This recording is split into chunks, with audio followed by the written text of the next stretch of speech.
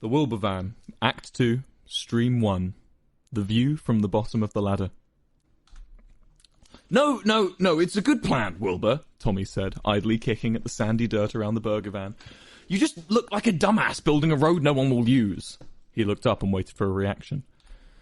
The afternoon was hot, and the sun was high in the sky. Wilbur sweltered as he placed metre upon metre of black, bubbling concrete powder into the desert sands. The thermostat was his enemy, and the city in the distance shimmered like a mirage. It was a simple plan, in his mind, to build a diversion away from Quackity to his burger van, a more appetizing meal for the tired wanderer in the deserts of Las Nevadas, served hot, medium rare, and non-fungible. The people would simply rejoice, flocking from far and wide, to get a taste of the succulent steak grilled with American cheese, crispy red onions, lettuce, and a single tomato. At least, he hoped it was.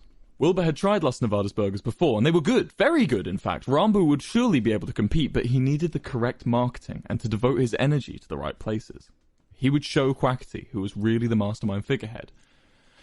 The only problem he faced was inaccessibility and infrastructure. Shut up, Tommy, he spat, kneeling as he smoothed out another air bubble from his road. People will use it. I asked around. Everyone said they'll come by from Wilburger. They just didn't know where it was. It's because they don't want you to fucking blow them up again, Tommy muttered. Wilbur chose to ignore this. It's because they don't want Quackity to have a monopoly, actually, Tommy. Wilbur was visibly exhausted despite little work progress. They understand the dangers of an uncompetitive economy.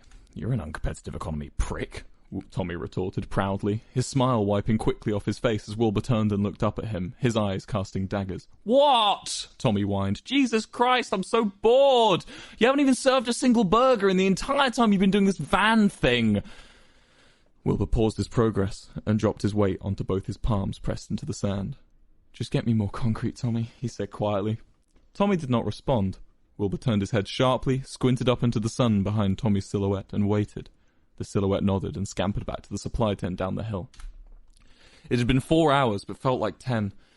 At least a dozen scorpions had been disturbed in Wilbur's construction, and a king cobra almost brought a sour end to the efforts. But still, Wilbur persisted. The road would be phenomenal. Wilbur's jacket and socks sat in a damp, sweaty pile on the junction as he worked smoothing out a stubborn bulge on the edge of the road. Tommy brought him his concrete. Tommy also brought Wilbur a glass of water. Wilbur took both and said nothing. Tommy paused and walked quietly back to the van. Across the sands in the city, Quackity would watch Wilbur from atop the Needle restaurant. He wore a suit, no tie, and idly fiddled with a poker chip he took for his own during the casino's construction. He saw no threat in Wilbur's activities, so why did he still feel a twinge of stress in his temples whenever he would set up his next competitive venture? Quackity could not determine whether it was guilt, jealousy, or simply annoyance at this proverbial fly buzzing round his soup.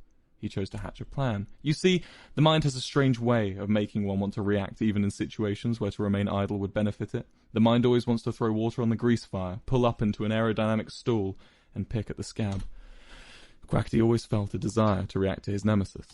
Wilbur would receive Quackity's summons not long after laying the halfway point of his road in the early evening. The irony that Wilbur would be invited inside into a cold Las Nevadas restaurant just as the sweltering sun crested over the hill and began disappearing into the horizon was not lost on him. He smiled and chuckled into a cough before hoisting to his feet and strolling up towards the city lights. Wilbur thought the Las Nevadas skyline was bare, propped up haphazardly in the middle of a desert and held together with concrete and tape. There's not much that could be lost if a tornado swept through the entire place. He had written a poem about it before, while ignoring Rambu, who was talking about something he was far too interested in. I am the gilding of the gold. I am the painting of the lily. I am the crushing of the sand, I am the torrading tide of bland. I am the taunting silver light which penetrates and scars the sky. I am the remnant hopes and dreams of all good men that come to die. I am the surgeon's chromium dagger. I am turgid Las Nevadas. Upon his arrival, it didn't take long for Wilbur and Quackity's discussion, however, to deteriorate into arguments. And for what? Wilbur shouted, on his feet, arms wide. You to overthrow me again? What, you want my van now? Here! He slammed a key on the table in the empty restaurant. Wilbur, I don't want your van, Quackity said calmly. Take my van! Wilbur, I don't want your van. A silence fell over the two, Wilbur breathing gently through gritted teeth. Neither of them knew it, but the Needle restaurant had just rotated its 5,000th time. Quackity had simply asked Wilbur what he thought of the meal. This had progressed into arguments over the chef's competence, then Quackity's competence, then Wilbur's demeanour. All Quackity needed to ask is if he could take his coat from him. Well, what do you want? Wilbur queried, vaguely gesturing outwards towards other non-existent restaurant patrons. Huh? You have my money, you have my time, hell, I'd even say you have my attention. Quackity raised an eyebrow at Wilbur, and he paused. Which is a lot for me. He sunk back into his chair. An innocent onlooker would think Quackity was treating a homeless man to a nice meal. The plates were empty, but only Wilbur showed signs of having eaten. The puree stains sat stubbornly on the corners of his mouth and his shirt. Quackity had worn a serviette bib. "You want my dignity?" Wilbur opined. "I don't want your dignity, Wilbur," Quackity responded, tersely now. Growing tired of Wilbur's insolence, he forcefully cracked a smile. "Aside from your jacket for the cloakroom, I want your wisdom." "Oh, my wisdom." Wilbur was standing again. "My wisdom! Well, how about you crack open my head with a meat tenderizer and scoop it all out?" Wilbur also cracked a wry smile. "Or a pickaxe?" "Sit down, Wilbur," Quackity snapped, and Wilbur sat. "The thing is, running a nation is hard," began Quackity, Wilbur's eyes attempting a roll. "You have a lot of people depending on you. They invest their lives, their time, and their future into your hands. It's a cliche, but they pay through blood, sweat, and tears. And I just don't think I can offer my people the best life on my own," he continued. "Wilbur, I want to offer you a position." This sentence stirred Wilbur, and he finally seemed to have time to listen. "You've proven you're not as volatile anymore. You're not a threat to me, and I think you're ready to re-enter government." "Re-enter government?" asked Wilbur. What's the catch? If I... "No catch," Quackity interrupted, placing a contract on the table.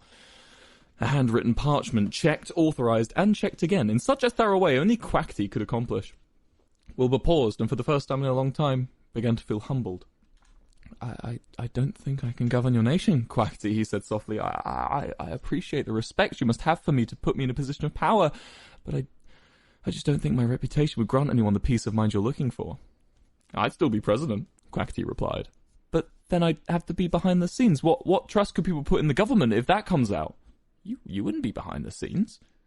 "What do you mean?" Wilbur breathed, the words falling off his tongue and landing into a short silence. "You'd be a figurehead as much as I," Quackity spoke slowly. "We'd work together." "You'd want another coalition?" Wilbur asked. Big Q, I think if I were to be in power, I'd want to rule alone." "Rule?" There was a further pause. Quackity seemed just as confused as Wilbur for a moment before his eyes lit up and he chuckled. "Oh, oh God, no, Wilbur, you wouldn't rule us Nevadas." Wilbur's humbled expression began to fade. "You'd be my vice president." Suddenly, the world came to an end, right in front of them. The words dropped like a guillotine, which sliced the entire SMP into two perfect halves. What a coincidence that the apocalyptic guillotine seemed to strike perfectly in the center of Wilbur's skull. And what a coincidence that only Wilbur seemed to see or feel it happen. "That's what you brought me here for," Wilbur replied shakily, trying to contain his rage. You deem me a vice president?"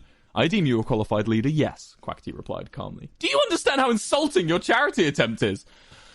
"I don't think it's insulting. Don't forget, I was once a vice president," Quackity chuckled. "Yeah, well, I couldn't stoop that low." Wilbur slammed his fist on the table and stood up. "Wilbur, you forget yourself," Quackity spat. "Ha!" Wilbur replied, mocking Quackity's intonation. "Wilbur, you forget yourself. Quackity, you forget where you stand next to me. You are in my shadow. Act like it." Quackity's eyes furrowed. Wilbur continued. "Maybe it's not a coincidence that every single idea you've ever had has failed under your guidance." He spoke his next sentence slowly, one word at a time. "You are a walking second-place medal." "And yet you are the one who lost an election, even when you tried to rig it," Quackity snapped back, like a whip. Almost as soon as he'd finished his last word, Wilbur was struck out of his rage. "Get out of my nation." "You're kicking me out?" "Yes, leave." There was a pause. Wilbur glanced around the restaurant, taking in everything he could before his ejection. How about we organise a way for me to lead a branch of your government?" Wilbur seemed to be begging. Quackity was unmoved. "Any more words used on you would be a waste of both our time." "Look, Quackity, you're a smart man," Quackity snapped. "If you really valued my intelligence, you wouldn't need to remind me." "I'll be out of your hair. You won't ever have to think about me again. I don't think about you at all," Quackity replied, and Wilbur's face plummeted. A silence fell across the room, only to be broken by a gentle squeak of the rotating cogs. Quackity shattered the silence like ice. Oh, Wilbur, how relaxing it must be to have a mind unburdened by embarrassment. The elevator pinged and opened in front of him. Through Wilbur's apparent numbing red mist, he somehow managed to navigate his index finger to the ground floor button, and after holding it for what an onlooker would deem a questionably long time, released it to a satisfying elevator ping. Tommy was waiting for him at the bottom of the restaurant, idly pouring sand between his two hands. "Wilbur, how was it?" he asked, standing up and walking towards him. "Did you steal his eyes? I would have stolen his eyes, but I'm built different." Wilbur didn't really answer, staring past Tommy and towards a knocked-over outdoor patio chair covered in sand. He smiled, shook his head and replied, "There's nowhere left to go but up."